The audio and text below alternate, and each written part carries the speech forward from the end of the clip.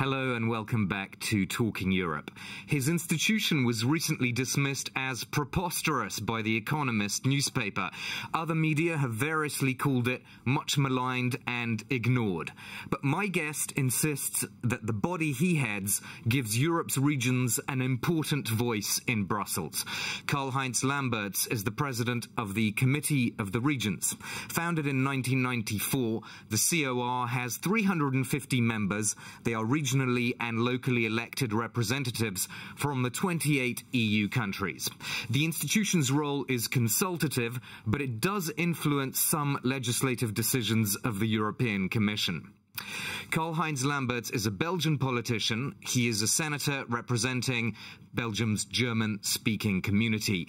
He joins me today from Brussels. Mr. Lambertz, thank you very much for being my guest. I want to start with a question about mediation in the Catalan crisis. You were the mediator in the 2008 Belgium crisis between Wallonia and Flanders. With that experience in mind, would you have any advice at this point to authorities in Barcelona and in Madrid?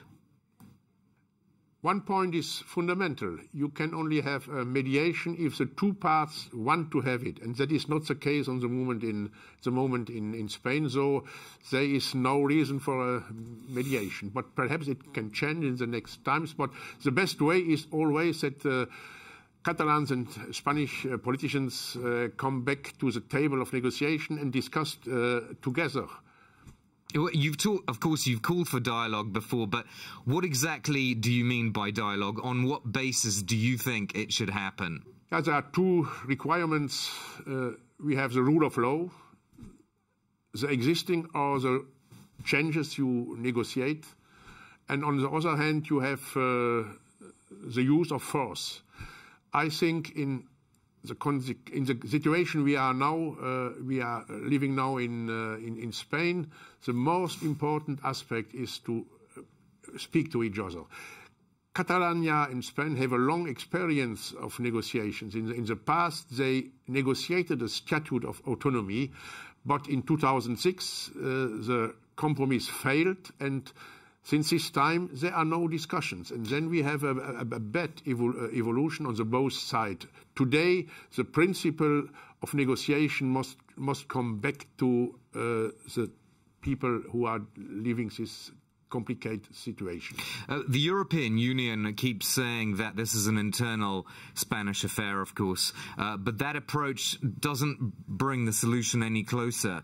Do you think it's time for a more interventionist role by Europe?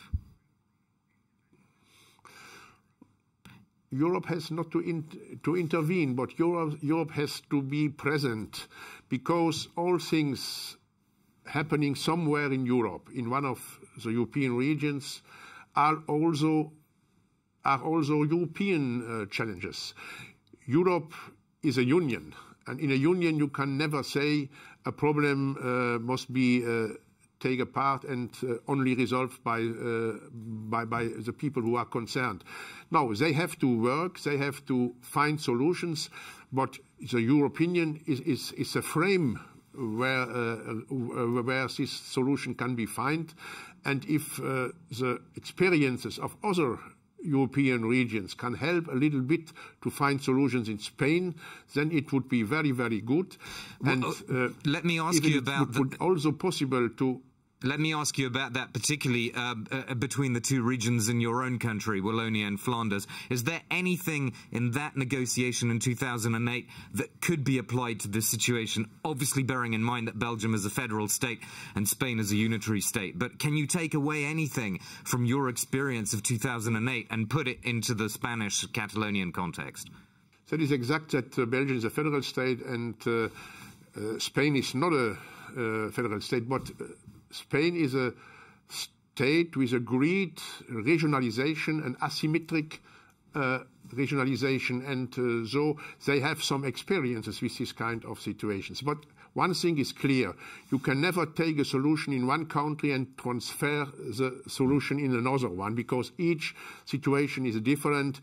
Each state, each region has his history, his contacts and relations with the own state, and you cannot find a complete solution in one state and bring it to another. But what is certainly interesting is to see what are the processes of negotiations. Not the results, but the processes. And if you have a look to what happens in Belgium for a long time, because we are negotiating for more than 50 years about the structures of Belgian state, then you can find a very high level of know-how on the field of reaching compromises. You start in Belgium always with positions who are not compatible, and then you have a long discussion, and then you find a compromise who is often really complicated, but everyone can live with him. And what is also very important is that then it works in the daily life of the Belgians. And there, some things we have seen in Belgium can also be useful for the Spanish situation. Right. So what seemed unthinkable over the years can become actually tangible and possible. I just want us to take a quick look at the economic and financial costs of potential secession of Catalonia. Let's have a look at this report. The crowded beaches of Barcelona and the Costa Brava, the bustling thoroughfare that is Las Ramblas. Last year, these major Catalonian attractions were visited by 18 million tourists. The region attracts a quarter of all foreign visitors to Spain. But tourism isn't the region's only asset. For many, Catalonia drives Spain's economy. Several large companies have their headquarters there, like clothing giant Mango, some major banks, and chemical companies. No surprise, then, that the region is by far the largest exporter of the country. It represents a fifth of Spain's gross domestic product, just a bit more than Madrid. And while unemployment affects a little over 13% of Catalans, that figure is lower than the Spanish average. But some business interests are concerned that this could change with independence. For instance, Spain's central bank warned that there could be a negative impact on growth. Some international groups, like Volkswagen, threatened to move their production elsewhere after the pro-independence movement won regional elections 2 years ago. There's also likely to be uncertainty with regards to Catalonia's relationship to the European Union, where 65% of its exports end up.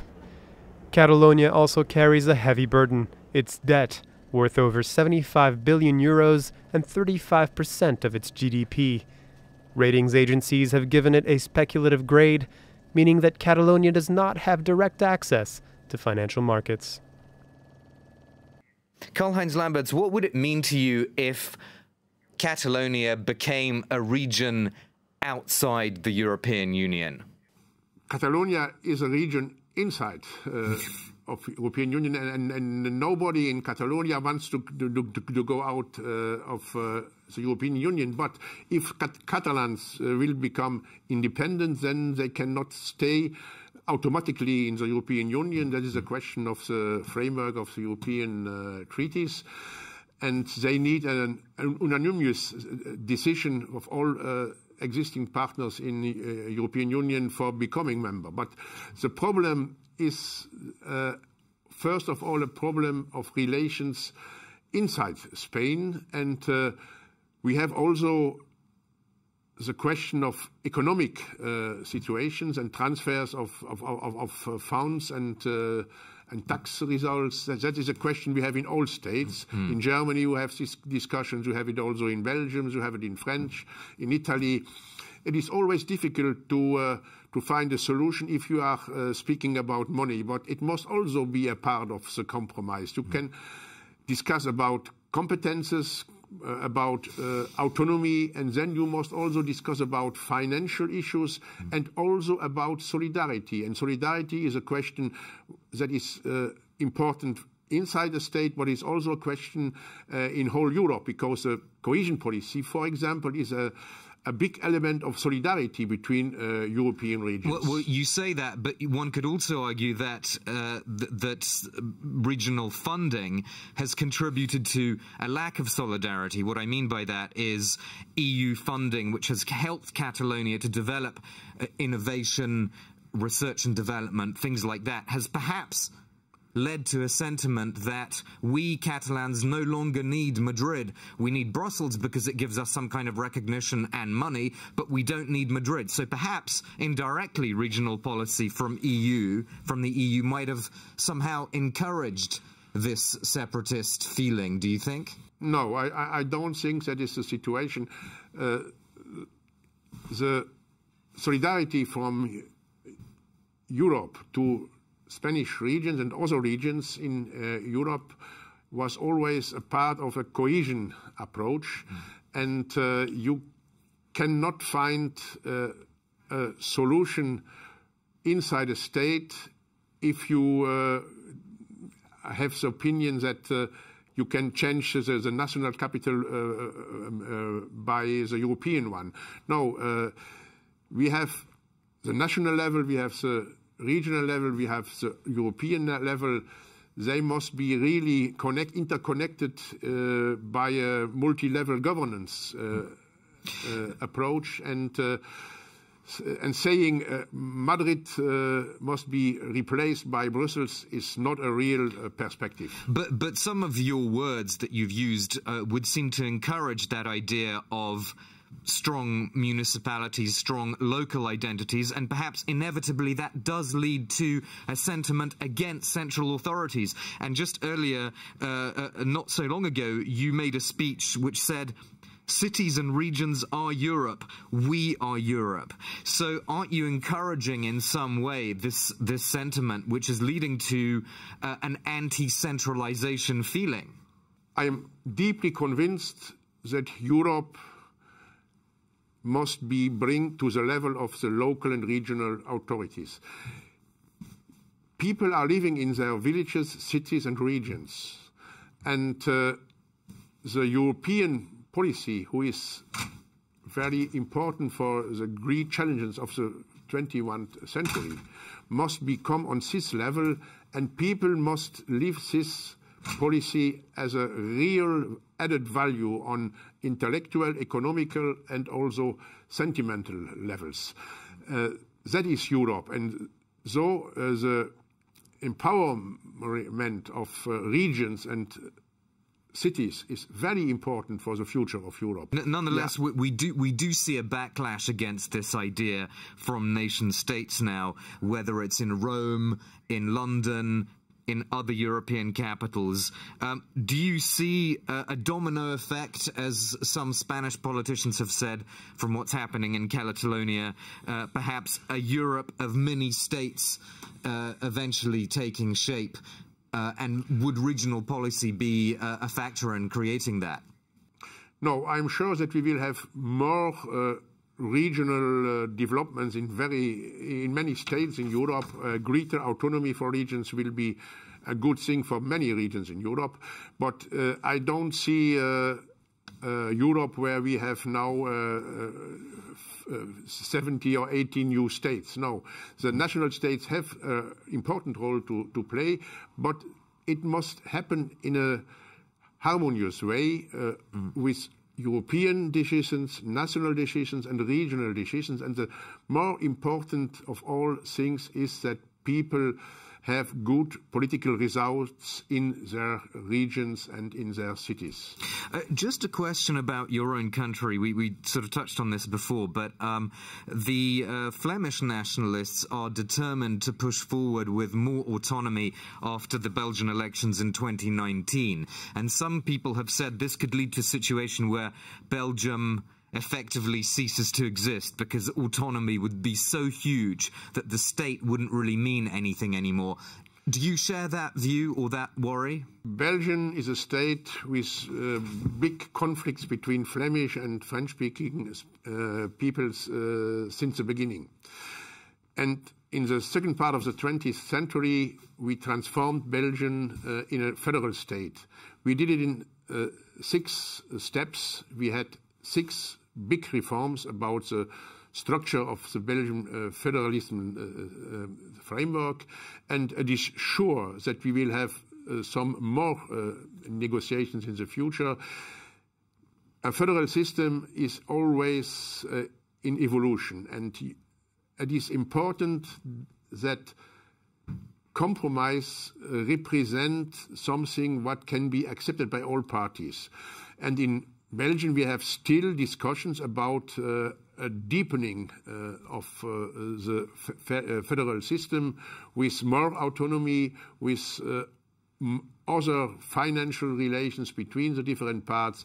But a big majority of Belgians, even the voters of the Nationalist Party in Flanders, will remain Belgium as a state, because it is a framework where we can have this evolution with the different regions. And Belgium is fundamentally a state where the nationality is the result of the differences we have each day in our daily life. Yeah, so harmony is perhaps the key word when it comes to negotiation about long-term futures of states. I'd like to thank you very much for your time and being our guest on Talking Europe. Karl-Heinz Lambertz, President of the European Committee of the Regions. That's all we have time for on this edition of Talking Europe. Thank you. And thank you for watching this edition of Talking Europe. More news coming up shortly on France 24.